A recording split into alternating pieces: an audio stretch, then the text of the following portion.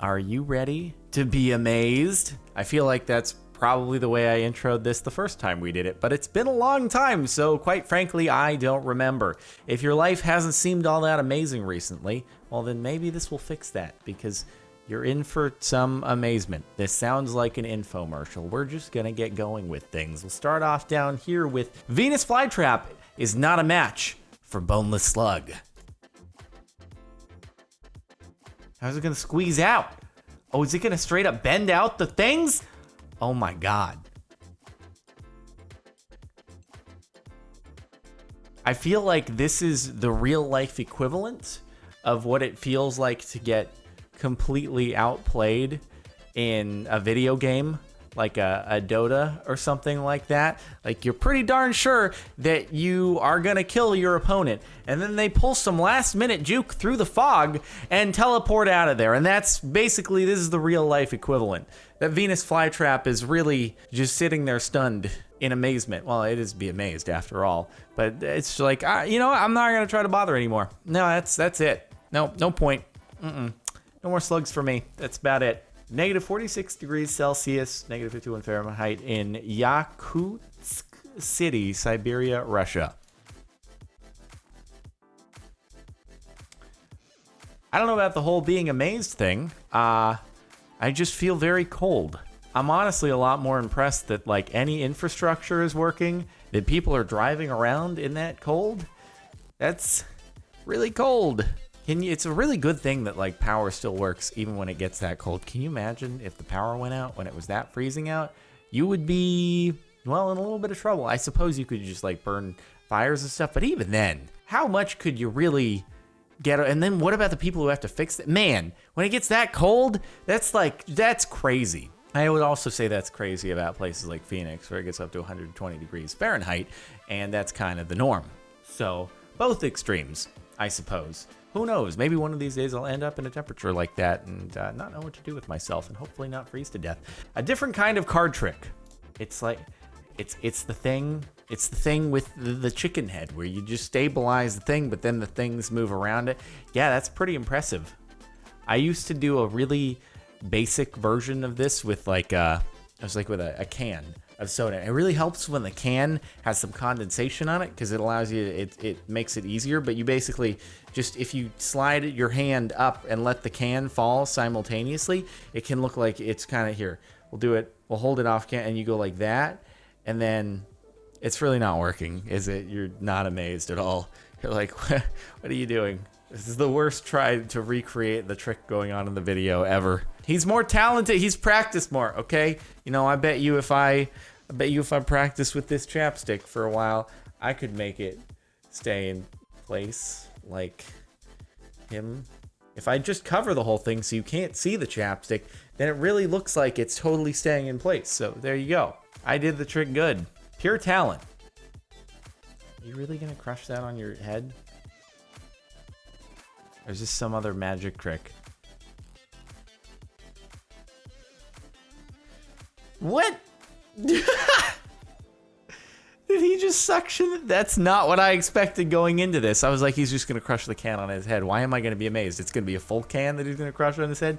Nope. I'm speechless. You know, maybe I should shave off all my hair. Can you imagine the benefit of being bald and being able to do this? Just great stuff. Like, can you imagine if you don't have to use a hand in order to pour your drink, how many more things you could be doing in life? Could do a whole mini segment of all the things you could be doing when your head is doing the pouring. You could be texting. You could be writing your novel. One glass is holding one hand's holding the glass. The other is free to do whatever you want. And there's just so many endless possibilities. It's like having a third hand. Can you imagine if you had a third hand? Third arm? You need more than just the hand. I hope it's not just a third hand, because that would be just dangling somewhere. Oh, that's unfortunate. Hey, if it's functional, though, it could hold something for you. It just couldn't really accomplish much in the way of tasks. Anywho, making a sand sculpture. Dude, I've seen a lot of like really cool sand sculptures at the beach before, especially when they put on an actual art exhibit where you have fancy sand artists who do stuff. And I just gotta wonder, like, are there people who have managed to make it their paid profession to make sand sculptures? because there's no other way that you get that good. You have to dedicate your life to doing that, unless it just, maybe they're actual clay sculptors and some of the skill just translates over and is even easier because it's sand rather than, you know, clay, which is a little bit harder.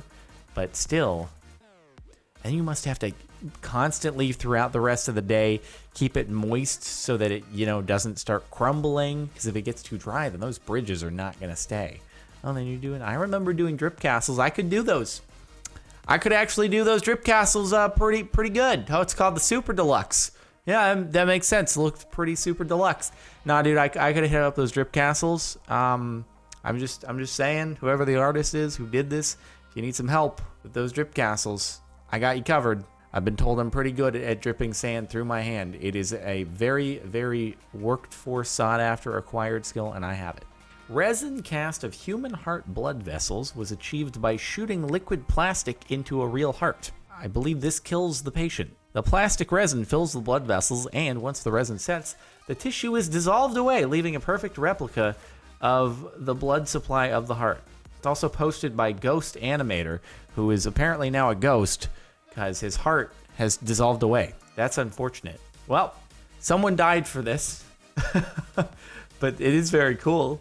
Yeah, there's a lot of blood going on there in the heart. I guess that's sort of what the heart does, is it makes blood go. It is really impressive when you think about it. Just imagine if you extracted, there's probably some gruesome image you can find of a cadaver who's had this done, but like if you just extracted your entire circulatory system, the sheer amount of places that blood has to get to, and it's just that thing like doing its little boop. That's what your heart sounds like. Boop. Maybe it sounds more like that. I don't know. In any case, it's a pretty impressive thing. Synthetic muscle for robots. The synthetic muscle for robots is 3 times stronger than human muscle. It's only a matter of time until us humans are medically, surgically enhancing ourselves. Try to make ourselves stronger. It looks like some worm that's breathing. Hey, if I installed this into my own operating system, could I, these muscles are strong enough to lift up to 1,000 times their own weight. So instead of my muscle giving out, my skin will just rip. Oh wait, it already does that. Or my bones will just snap.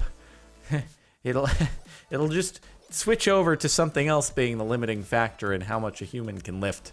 Yeah, but maybe I could deadlift more if I got some of this installed. Smooth.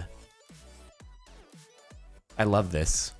I feel like I connect with skateboarding clips on an emotional level as someone who skateboarded a lot growing up, and that was dope. That was the smoothest, steeziest landing for that. That was great. It also belongs in oddly satisfying, and I feel like with enough tries, most people could probably make this work, but that was just such a satisfying landing. My God. Just effortless. Brilliant work. I kind of want to try that now. It's like a sideways hippie hop, which physics would just make that seem like it's not possible. But hey, you made it work. That was sick. How to fold jeans. I have never ever been able to properly fold clothing, and I don't know why, but I just get so excited when I see folding videos. Did you just fold the jeans into like a little pouch? Their own little container pouch? That's really cute. And I'm sure that no matter how, I feel like we got a little pareidolia going on here, can I just say? This, the table looks like it's staring.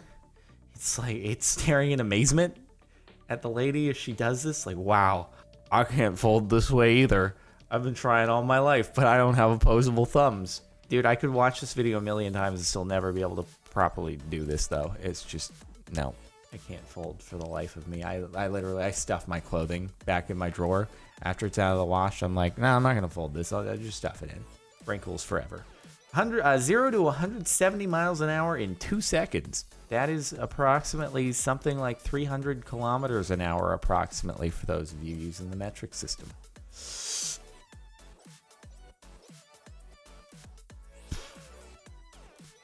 That's got to be so fun.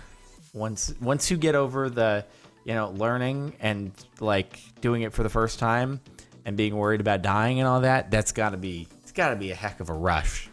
You know, something I will probably never ever get to experience, but that's pretty cool stuff. Pretty cool. Actually, tomorrow though, well, this is getting posted today. I'm gonna be flying on a World War II airplane, which it doesn't go that quickly. But well, I mean, at the top speed, I'm sure we'll be going plenty quickly, but it doesn't accelerate that quickly. But it's a plane. I'm not flying it. I'll be a passenger, but that'll be a thing. Vlog channel. Look out. Batman and Joker sand sculpture. My better half, dude. That's really that. It almost looks like a glitch in the Matrix. Like it's just.